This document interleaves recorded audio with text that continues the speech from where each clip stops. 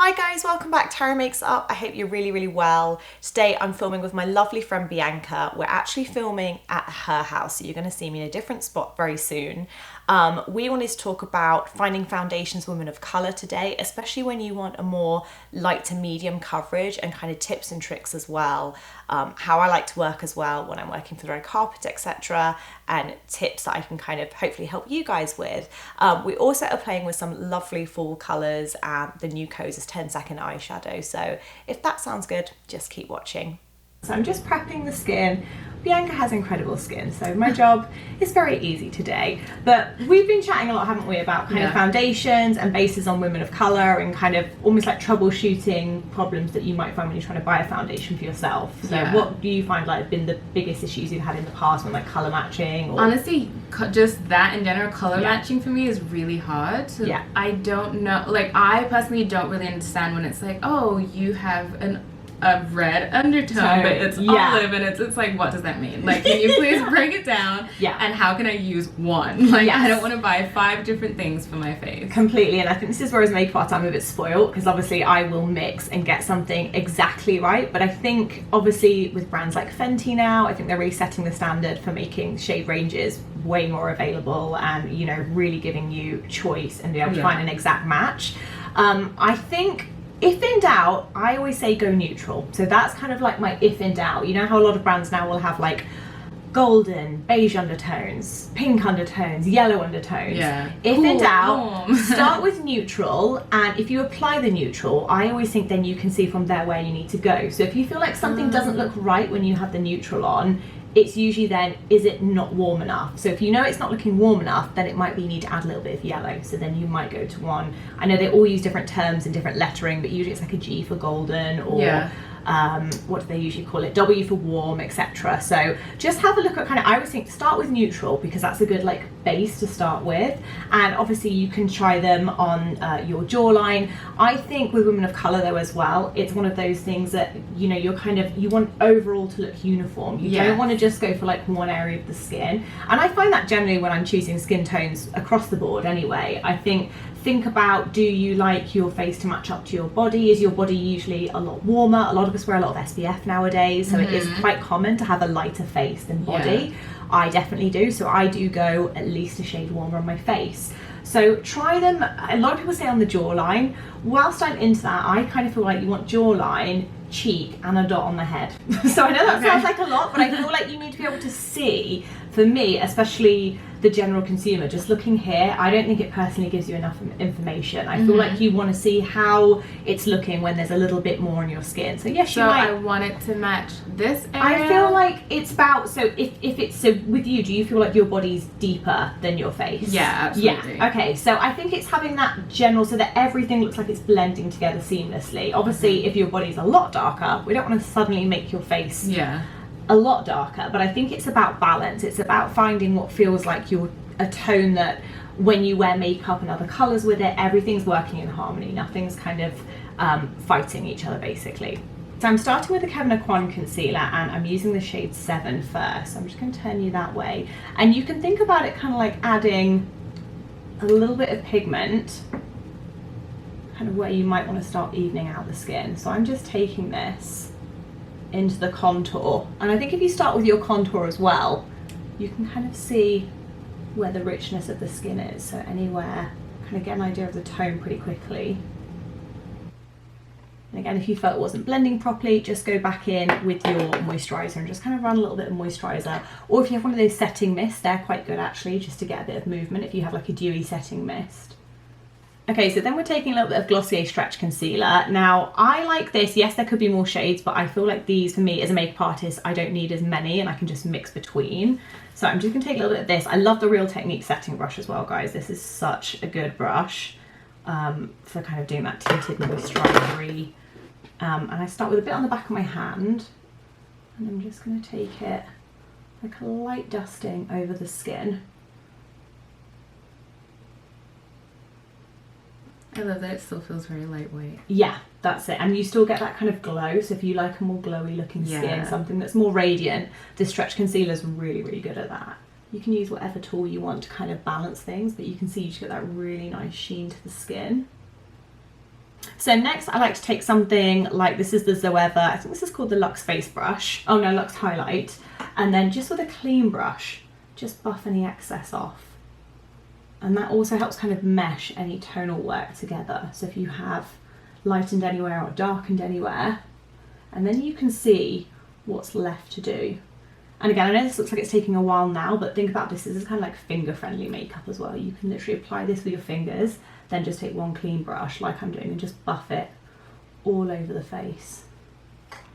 So this is the Sian Richards palette. This one is called Essence, I believe. And I'm just going to mix a couple of shades from this one and also from the, I think it's pronounced Ether palette. So I will mix a couple of these ones together just on the back of my hand. Now this it gives you a little bit of playtime, then once it sets, it really sets down. I'm just going to use this to lighten anywhere that I want to bring a bit more light to. So for me, that's just around the lip, slightly under the nose. And what I like about this is it gives a lot of coverage, but it feels so thin. It feels like air on the skin. So if you want coverage, but you don't want it to feel like you're wearing a lot of makeup, this is a product I really recommend. And again, just here, I'm going to use it just to lighten a little bit around the lips. Now, if you have any areas that are slightly more shadowy, that's where you want to go in with something like a kind of orangey undertone as well on those areas. But all the while, I'm just mixing it in to that base colour.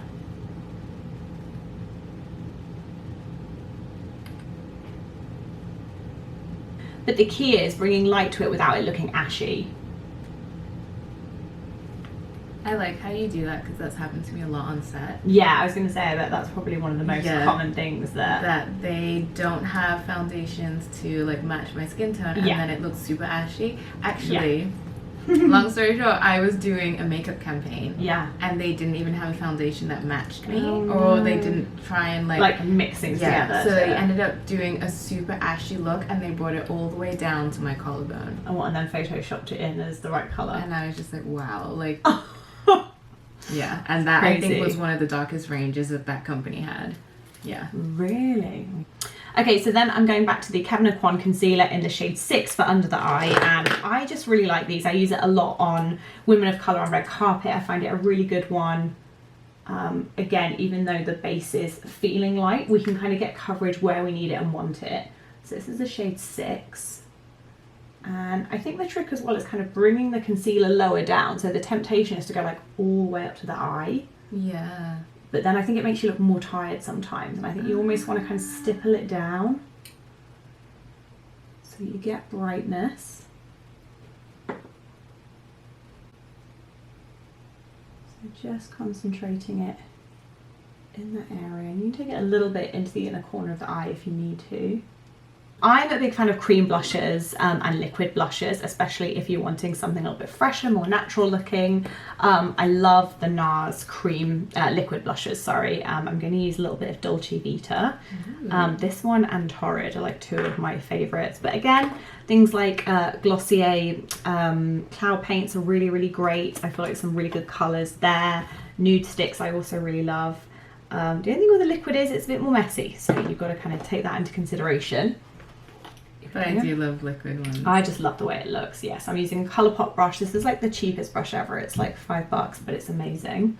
So I'm going to turn you that way from again. I'm just going to, and this is just a lovely kind of rosy plum tone. I like to work blush kind of a little bit into the temple, and I always like a little bit on the bridge of the nose. I feel like it just stops colour ever looking too separate. I'm obsessed with doing blush like that and putting it like a little bit. Yeah, that's it. Even if it just goes a little bit into the eye socket or whatever, like it's really pretty and soft. Okay, so we've got some blush going on now. I feel like we're looking nice and fresh. We're digging that. The good thing is all about liquid blush. I feel like you can layer quite easy. So if you do have more oily skin, you can actually do this. Let it kind of set into the skin, powder, and then actually go with a powder blush, and that makes it incredibly long lasting, especially if your skin, like mine, eats makeup very quickly. That's really good. That happens to me a lot, especially with weddings. I do that a lot. I'll do like a liquid blush, let it kind of seep into the skin, then set with powder, and then just add a little bit of like a powder blush on top.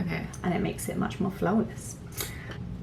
So you have microblading on your brows, right? Yes. So I'm just getting a little bit. What are you talking about? What are you talking about? Natural.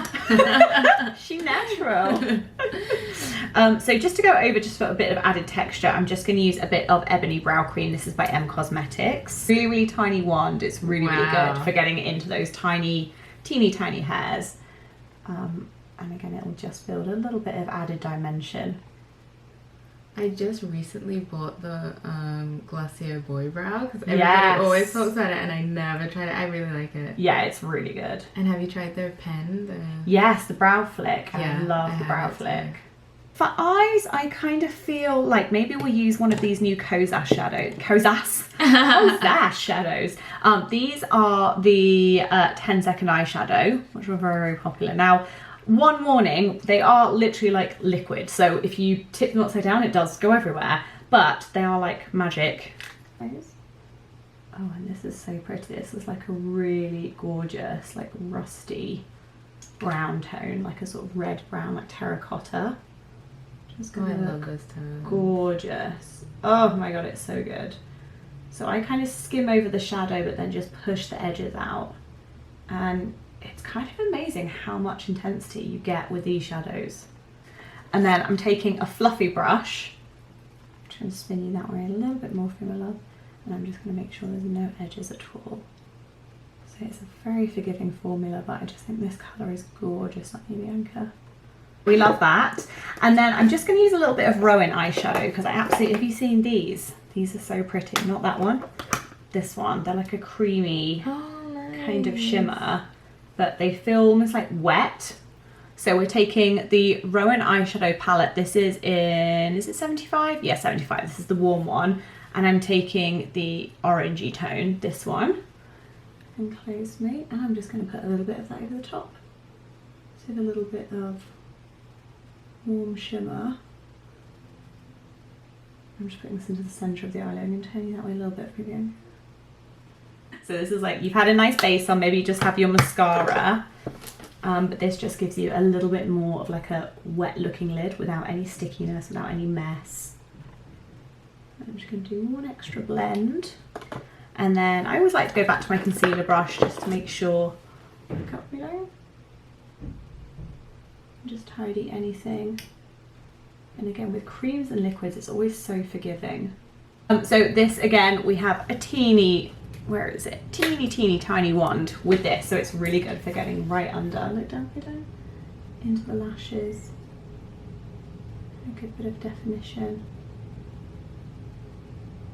Okay, so then using the second end, like I said, this has like 2 different mascara wands within the same package, which is very clever. I'm just going to go again with a thicker mascara now because I feel like using a thinner mascara first, you kind of grab every lash. So you don't necessarily need a primer, it almost does it for you. And then we go in with a second coat of this mascara that I like to describe as having more oomph. So I'm just going to take the Charlotte Tilbury, this is the, I think this is the Airbrush Flawless Finish Powder in shade 3. And we're just going to use a little bit of that again. I like a glow, so I will kind of focus more on the center. And sometimes I feel like if you're having a sheen on the skin, you almost want to take any sheen down here. Get rid of the sheen there, sorry, so you can kind of focus on it here. So I'm just taking a little bit of Sunny's Face in Baked, and this is their Fluff Matte Lipstick. Yes, that's the colour I wanted. It's so funny, I feel like with lipstick, sometimes you do just have to play and layer a little bit. It has such a nice kind of brown terracotta tone in that kind of matches the eye a little bit. And even if you use lip liner, just kind of knock it back a little bit with that at the end. So that's the finished look, guys. I really hope you enjoyed that. Thank you so much, Bianca, for letting me borrow your face. I'm so excited. We'd absolutely love for you guys to subscribe. Don't forget to follow me at Harry Makes It Up on Instagram as well. I'm always doing lives and stories there, and I'll see you guys soon for more. Thanks for watching.